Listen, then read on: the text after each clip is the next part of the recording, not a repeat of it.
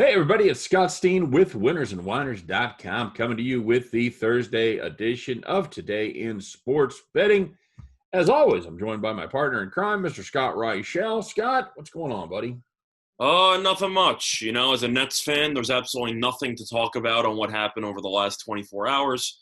So, yeah, just a pretty normal Wednesday for me. What about you?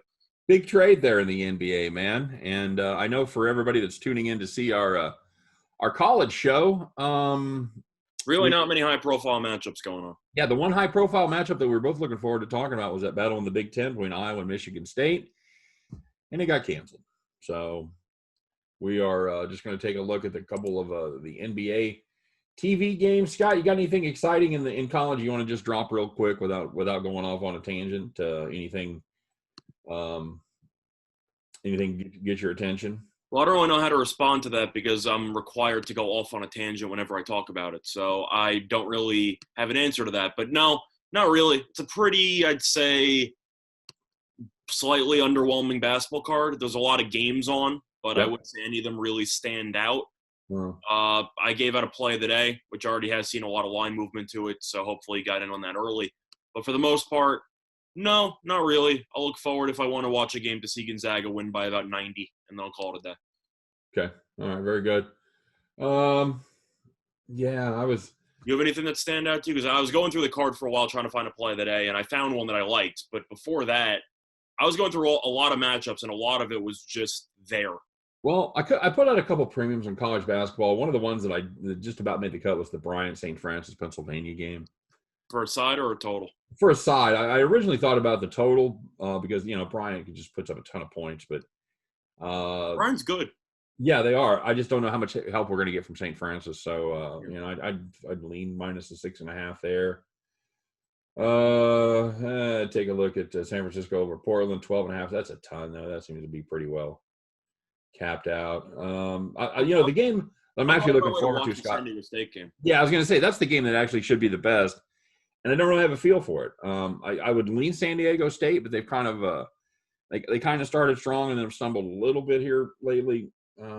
Utah State always good and underrated. Yeah, I know San Diego State, they're both on winning streaks, but San Diego State kind of struggled a little bit against Nevada over the last couple of games. I know Utah State has won, I believe it's 8 in a row. I'd probably lean Utah State, but once again, it's one of those games that I'd rather just watch both teams try to, I don't know, kill each other.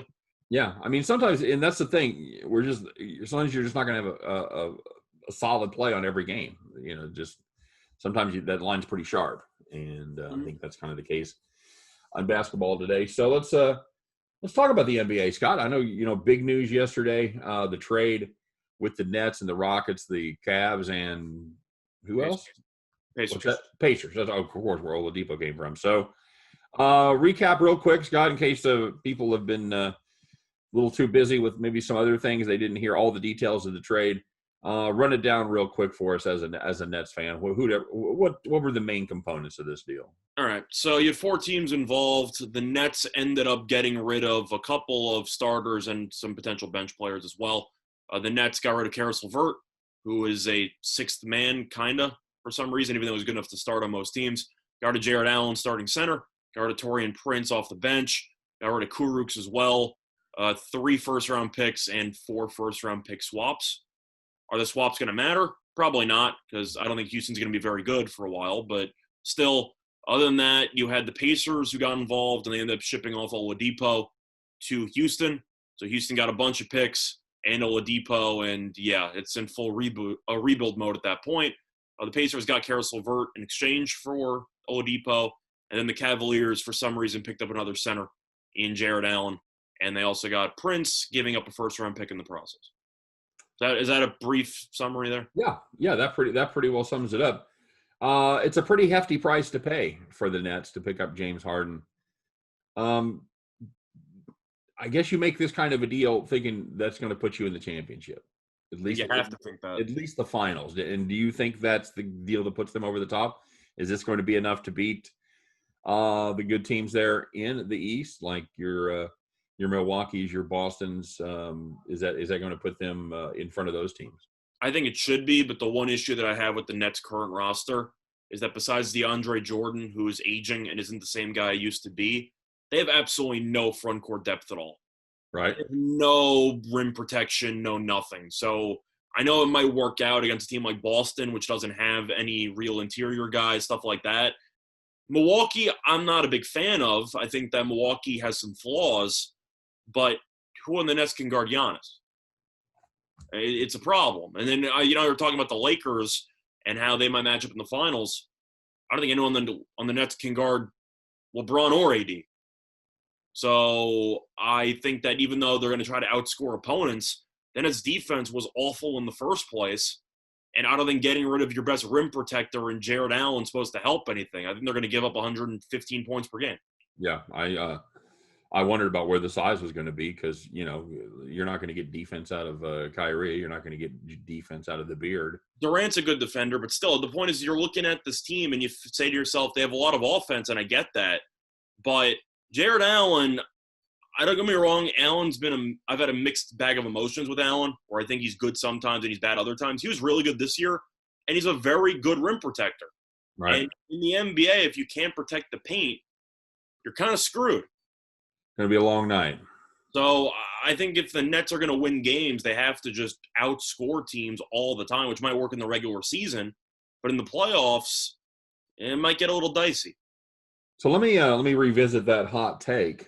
For the Nets to win games, they're going to have to outscore the other teams. They're on the scoreboard. You have their score and the other on the scoreboard. On the scoreboard, and they're going to have to try to put up a bigger number on their side of the scoreboard than the other team's side. That is the kind of analysis that you look for. White hot takes that you come to expect from us. So you think the Nets are a blind over team moving forward?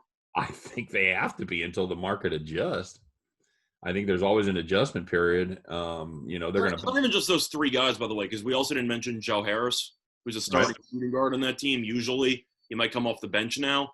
He's also an abysmal defender. Terrific. So I don't know how they're going to guard anybody, but we'll see what happens. All right, very good. They are in they're in action tonight, Scott. The Rockets are. The Rockets are in action tonight against the Spurs. That's one of our two TV games. They're on. I guess we can plug TNT, right? That's where they're not paying us enough to plug them, but yep, it's on TNT. That's where the game's going to be, as opposed to the NBA Network. So a few more basic cable subscribers will be able to watch this one. Spurs 7-point favorite over the Rockets. 219 is your total. Scott, how do you want to play this one? With brand new personnel on the Rockets. Spurs not particularly good, but no, they're slightly above 500. I mean, of course, it depends if DeRozan plays or not, because even though DeRozan might not be a superstar or whatever, he's a superstar to that team. I'll tell you that much. He's the best player on their team by far, and he's had a very good year up to this point. I mean, he's averaging 21 points per game, 7 assists, 5.6 rebounds. Didn't play in the last game, and the Spurs looked lost without him. So he's questionable for personal reasons, so we'll see if he plays or not. Looking at this matchup, though, I got to lean San Antonio, because you look at Houston's roster, they got nobody. And it's just because of the fact that you have so many people who have to wait to arrive at the team, stuff like that. They lost Harden, but John Wall's not playing either. Nope. So you look at this overall roster, you have Eric Gordon as your projected point guard. He's questionable. He's questionable, by the way. Yeah, he's questionable, but just going through the projected lineups from RotoWire. You have Eric Gordon, who's questionable, but supposed to be the starting point guard. You have McLemore at the shooting guard, Nwaba at the small forward, PJ Tucker at the power forward, who also is rumored to get traded, and Christian Wood.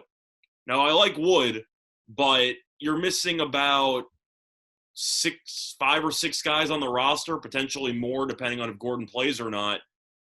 I got to take San Antonio because they at least have bodies. Now, see, missing those guys, that appears to throw a monkey wrench in your plans of Houston Rockets scoring more points than San Antonio. I think it's going to be difficult for them to do. Because you look at who's out, you don't really see who's going to score points. In fact, I think it's going to be difficult for them to score even 7 less points than San Antonio. Yes, I agree.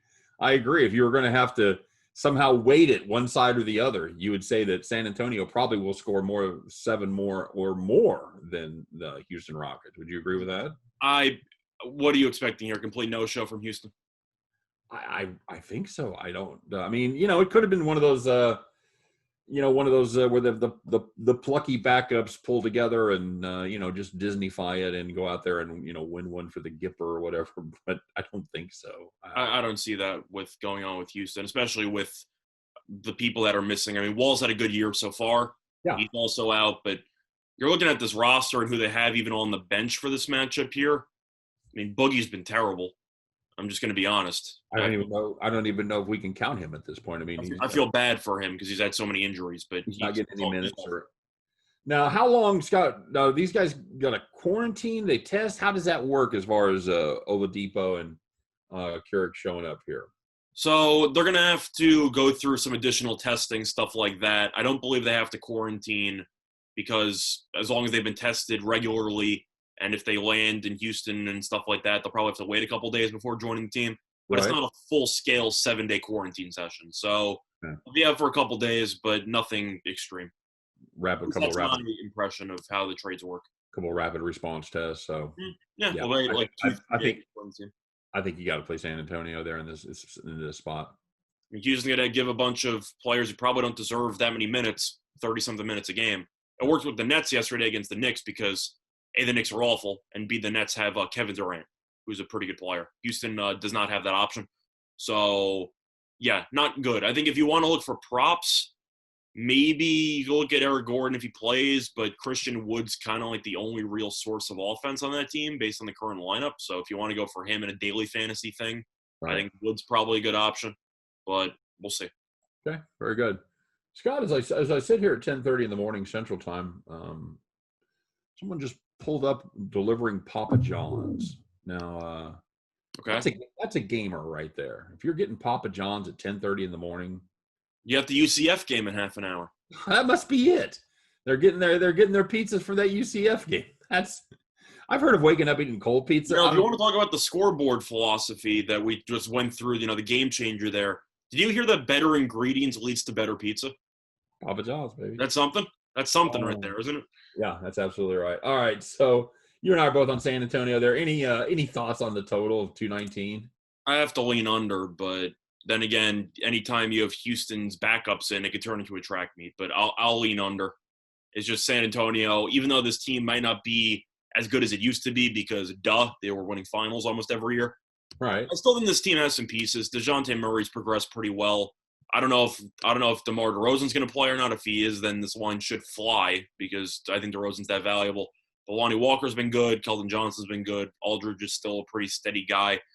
I think San Antonio still is a much better team. So I'll lean to the under. I think Houston should struggle to score. All right, solid. The late night game, 10:05 Eastern start time, features the Golden State Warriors and the Denver Nuggets. Nuggets home there in the atmosphere, the altitude. They're 5-point favorites, 225.5 is the number on this one. Scott, it's about a psycho Denver team so far. I said that earlier in the year. I just don't think they're very good. I think that this team has talent. Jokic, of course, is a madman, and Jamal Murray is as streaky as they come. Is he the streakiest, quote-unquote, fringe superstar in the league? I think he's got to be top 3 in that very, very obscure category. He's either really good or he's terrible. Yeah. I mean, It is what it is. I know people are going to remember the bubble and go, oh, against Utah, though, he averaged, 30-something. He was great. I agree. He was great for 7 games. I'm just saying that if you take that in mind, also against the Clippers for a little while as well, but if you take that in mind and then you compare him to the numbers this year, let's just say that the step forward he took in the bubble hasn't exactly carried over into the regular season. No, I think he's ready to go back in the bubble. This is a Golden State team that got off to kind of a slow start and then had won going into the game against Indiana a couple days ago. They'd won 4 of their last 5, maybe making a little move there against some decent teams there in the West. But a very disappointing performance against Indiana. as they were 3.5-point favorites and losing by 9. Of course, Denver coming off that loss to Brooklyn, and there they went 2-1 on their little East Coast swing. Who you got in this one? Truth is, I think it's really tough. I think that the total kind of speaks for itself on my thoughts for the game. It's just a matter of Denver's very inconsistent. They don't play any defense. And Golden State plays defense, but isn't the greatest offensively. So I think that it's kind of a battle of styles, or however you want to phrase it. Right. When in doubt, I'm going to take the points because I really cannot trust Denver. Yeah, this is a decent, like I said, this is a decent Golden State team that hasn't given up 110 points in the last 5 games. Not surprisingly, 4 of those 5 have gone under the total. And yeah, Denver's the other side. They play all offense, absolutely no defense. I'm with you. I don't trust this Denver team. You worry about Golden State playing at altitude? No, not really. I think maybe it could play a little bit of a factor, but at the end of the day, I really don't. It's just a matter of Denver, if you look at them so far in the regular season, at home, they've been terrible. I mean, you go through the schedule, they played Sacramento at home, lost. Clippers at home, lost. Phoenix at home, lost. They beat Houston at home, beat Minnesota at home, lost to Dallas. Right. So they have a losing record at home. Yeah. So, no, I don't really care that much about Golden State playing in altitude because Denver can't defend home court. And they've if you're the kind of person that bets on basketball, they've covered just one of those games. I do think it's interesting though that Golden State hasn't played a road game since December. Yeah, haven't played on the road since December 29th. Yeah, that's kind of fascinating. So I'm curious how they will look in this this road trip. But overall, Denver, I know that Jokic is a matchup nightmare for Golden State because he's a matchup nightmare for everybody. Right. But Denver really just can't guard a soul. It's just bad to watch them on defense. So I'll lean Golden State plus the points. Would it shock me if Denver blows it open? No. But for the sake of this game and the number, I can't lay 5 with Denver. I just can't do it. I go the other way. I'll take a small lean on Denver. Yeah. Okay. Give me the altitude and the team that hasn't been on the road in 6 games. You mean fading the team that hasn't been on the road in 6? Yeah, that's what I'm saying. Give me the altitude against the team that has. Yeah. Yeah, exactly. I'll take that. I'm not going to play it personally. It's just I got to see something from Denver because Denver's in that category, kind of like Portland, where they had a bunch of preseason expectations and you watch them play. And don't get me wrong, they have talent, but you just look at them and just go, "Is this it? Is there something else coming? Do you have a second gear that you're going to kick it into at some point, or is this what we're looking at? Do you feel the same way?" Yeah, I do. I think this is a good spot for a correlated parlay, depending on how you want to play it. That's fair. I think if you like Golden State in this one, probably lean under 2, and if you like Denver, probably throw the over with it. Do you agree with that? I think that's fair. Truth is, if you wanted to look for a prop or something or a team total, I'll probably take the Warriors over. I think that could win either way. Because I think that if Denver's defense is as bad as, believe me, it's bad. Just take my word for it. Then Golden State could score 115, 120, and, they could still lose the game. But, yeah, you could still win. So, I mean, you're looking at the totals right here, and, I mean, you're looking at doing the math in my head here. It's about 115, 110. Yeah, 110.5 is actually posted as the. Yeah, so Golden State could score 112, and the game could still go under, and they could also score 112, and the game could fly over. So I think a team total for Golden State makes sense. All right, fair enough. Anything else on the NBA card to get your attention before we get out of here? Well, first of all, you agree with that team total thought? Yeah.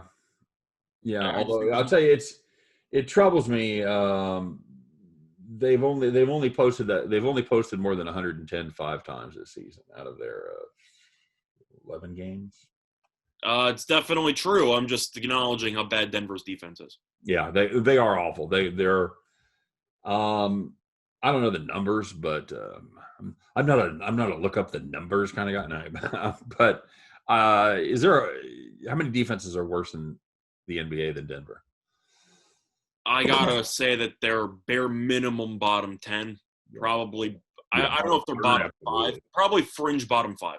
Yeah, that's the kind of where I'd put them as well. So, Yeah, it should be a fun game to watch. I might take a little in-game play as well, but thing about Denver is they can fall off the cliff at any time. Yep. So in that defense, they give up an 18-4 run out of nowhere, and then it's over. So yep. All right, so there you go. Got a couple different thoughts on that one from us. All right, now do you have any more thoughts on this NBA card?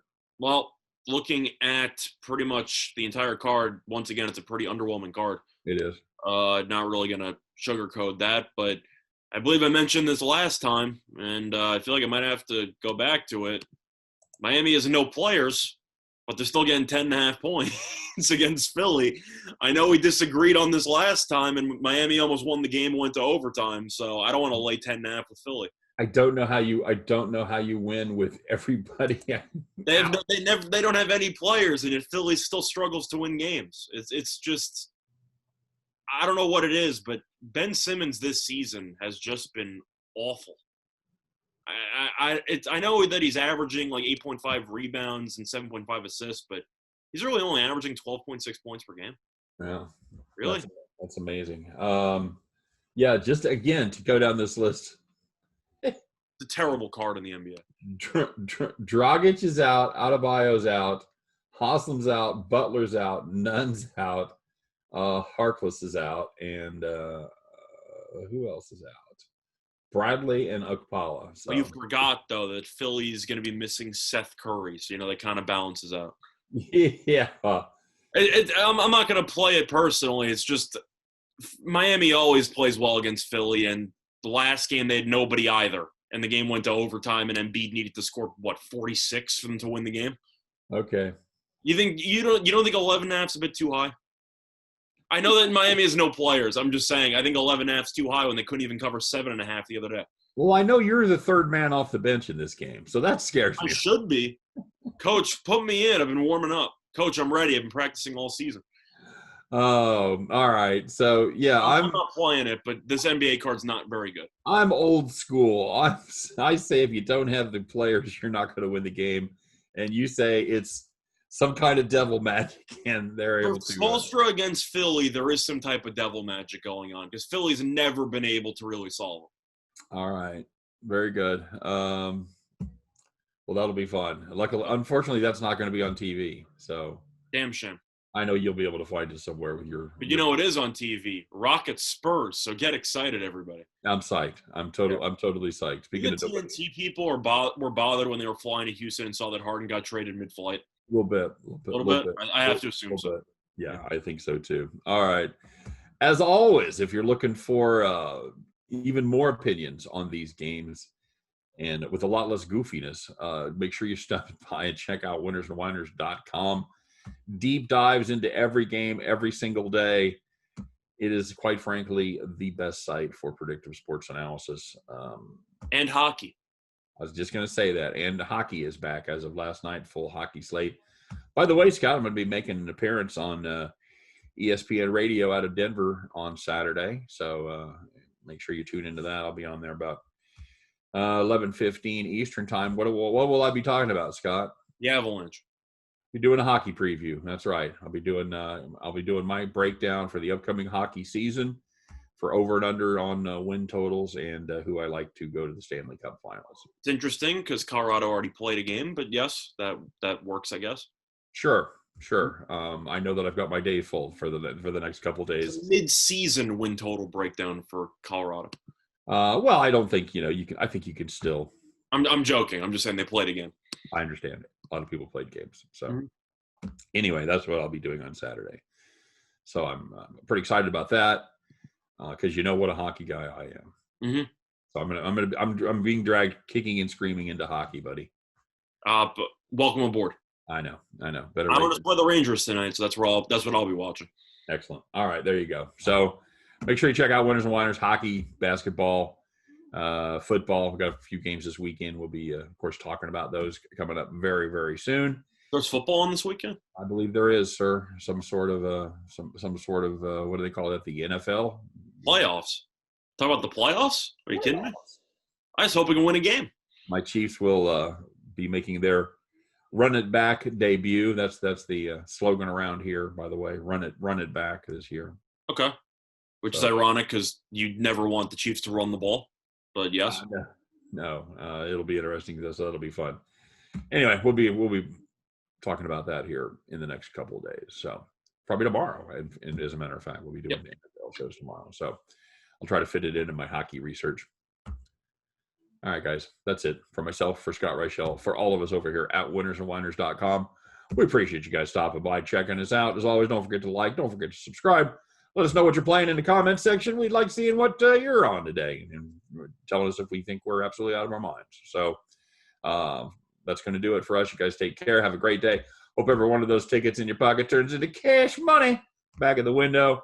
Good luck, everybody, on all your plays today, and we'll see you tomorrow on Today in Sports Betting. Later.